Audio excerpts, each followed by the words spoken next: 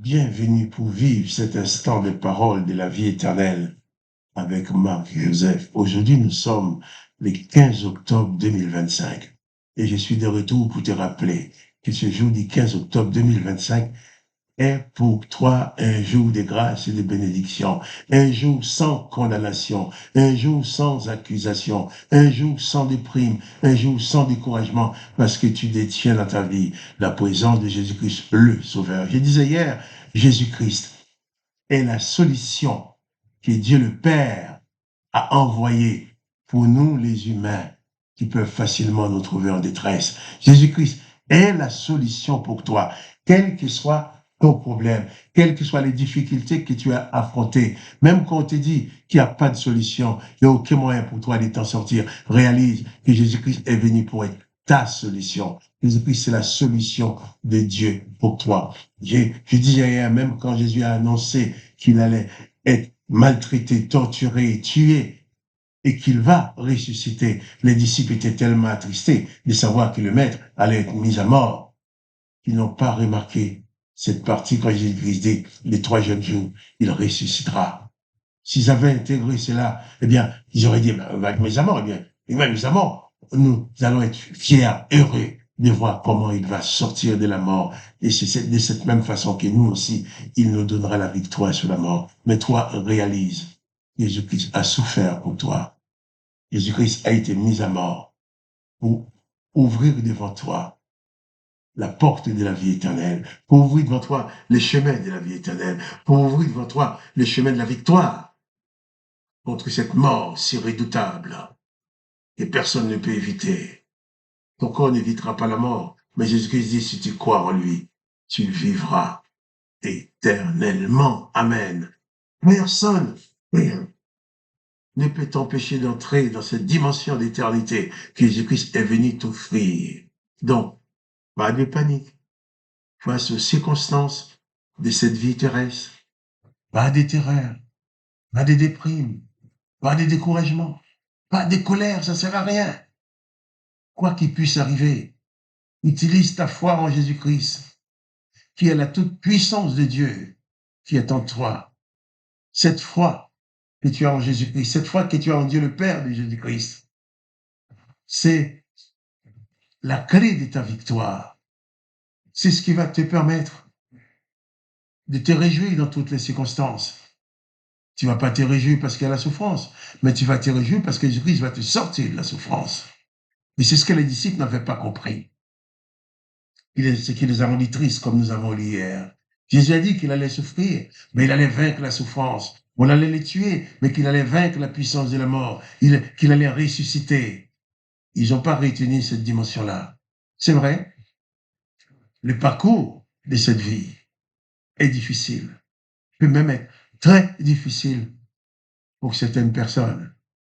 Mais la grande victoire que la foi en Jésus-Christ te prépare n'a pas commune mesure avec toutes les souffrances, quelle que soit sa densité. Et tu peux vivre sur la terre, quelle que soit la densité de la souffrance, de ta souffrance sur la terre, la gloire, le bonheur que Jésus-Christ te réserve en t'ouvrant les portes de la vie éternelle n'a pas de commune mesure avec tout ça. On ne peut pas les comparer, bien sûr. Quand nous parlons, quand les gens parlent du royaume des dieux, parlent de ta présence auprès des dieux, les hommes utilisent des choses matérielles qu'ils connaissent en disant « Oh, il y avait de l'or, il y aura de l'or, du cristal, il y aurait des luxes. » Jésus-Christ n'a pas promis ces luxes de la terre, mais il te promet surtout le bonheur de la vie éternelle, assis à la droite de Dieu le Père avec lui. Il a dit afin que là où je suis, que tu y sois aussi, c'est ce que dit Jésus. Jésus veut que là où il est, que tu y sois.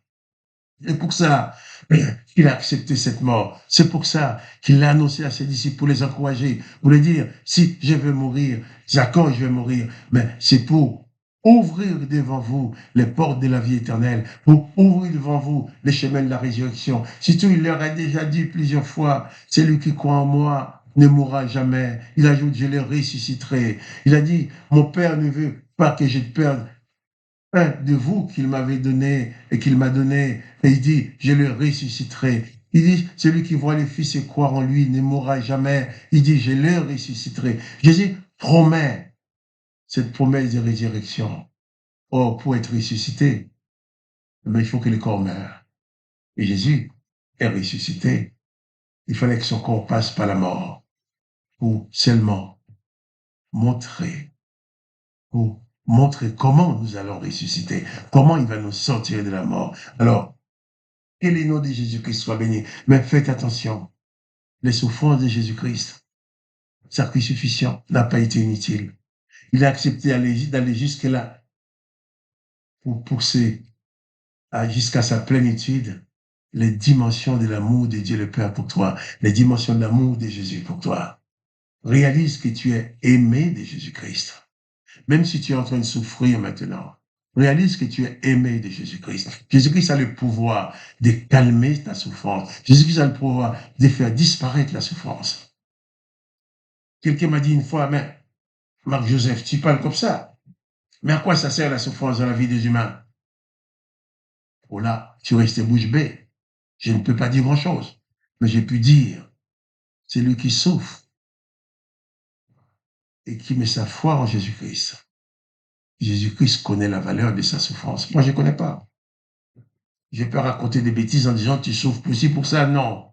Si tu souffres avec la prison de Jésus-Christ dans ton cœur, Jésus-Christ peut à n'importe quel moment arrêter cette souffrance. Mais si la souffrance ne s'est pas arrêtée, lui, il sait pourquoi. Mais sache que quoi qu'il arrive, l'amour de Jésus-Christ pour toi, l'amour que Jésus-Christ a pour toi est plus fort que la mort, plus fort que tous les événements douloureux ou misérables qu'ils peuvent avoir. L'amour que Jésus-Christ a pour toi est plus fort que tout. C'est pourquoi Jésus-Christ a accepté de donner sa vie, d'être mis à mort comme un malfaiteur. Il a accepté d'être cloué sur une croix. Il a accepté qu'on se moque de lui.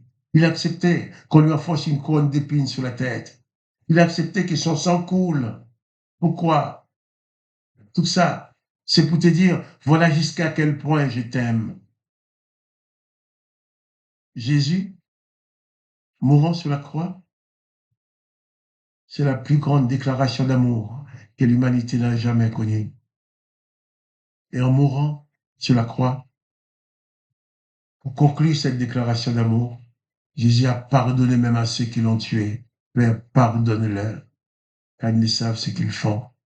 Réalise vraiment que tu as aimé de Dieu, que tu as aimé de Jésus-Christ. S'il y a des difficultés dans ta vie, place ta foi en Jésus-Christ. Place ta foi en ce Dieu qui t'aime tant, jusqu'à venir dans la personne de Jésus-Christ pour souffrir sous les coups des hommes, afin de t'ouvrir les portes de la vie éternelle, afin de t'ouvrir les portes de la délivrance. Souviens-toi, sans la venue de Jésus-Christ, tu étais condamné à mort par l'Éternel, les amis, qui dit, empêchons-les de vivre éternellement. Il dit, j'exterminerai l'homme et je les empêche de vivre éternellement. Jésus vient, il dit, s'il croit en moi, il vivra éternellement et je le ressusciterai. C'est la réponse aux condamnations de l'Éternel. Et c'est d'ailleurs pour ça, à cause de toutes ces réponses, que les serviteurs de l'Éternel ont menti pour obtenir la mort de Jésus. Mais c'est à cause de cette dimension d'amour que Jésus a pour l'humanité. Il a dit, eh bien, ceux-là qui ont menti pour aboutir à me faire crucifier, Père, pardonne-leur. Je ne veux pas qu'ils soient condamnés. Car le but de Dieu, ce n'était pas d'envoyer Jésus sur la terre pour condamner le monde. Mais il a dit, Dieu le Père n'a pas envoyé son Fils dans le monde pour qu'il juge et condamne, mais pour que le monde soit sauvé par lui.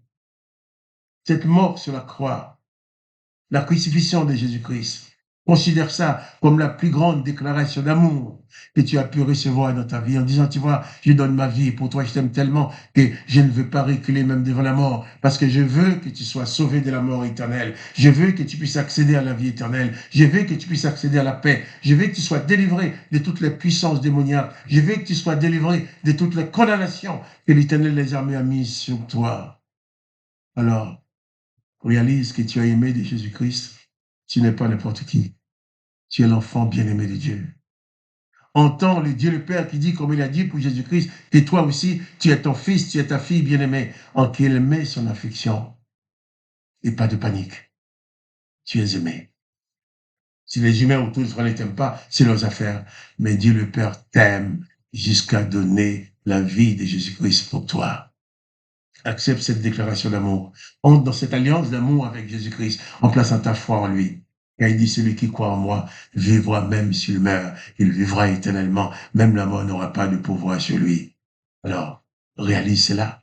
Et plus de panique, plus de déprime, de découragement. Même s'il y a la souffrance. Jésus-Christ peut arrêter la souffrance. Mais s'il n'arrête pas la souffrance, pas de panique. Place ta foi en lui. Là, c'est la seule solution que tu as pour être sauvé de la mort éternelle que l'Éternel désormais a mise sur l'humanité. Alors, pas de panique. Souviens-toi de Jésus-Christ. Il t'aime. Réponds positivement à sa déclaration d'amour en plaçant ta foi en lui. Que son Saint-Nom soit glorifié. Que le Dieu le Père soit glorifié. Que toi, son enfant, son fils, sa fille, que tu sois richement béni en lui. Et quant à moi, Marc-Joseph, je te dis, pas de panique. Et à demain pour les paroles de la vie éternelle.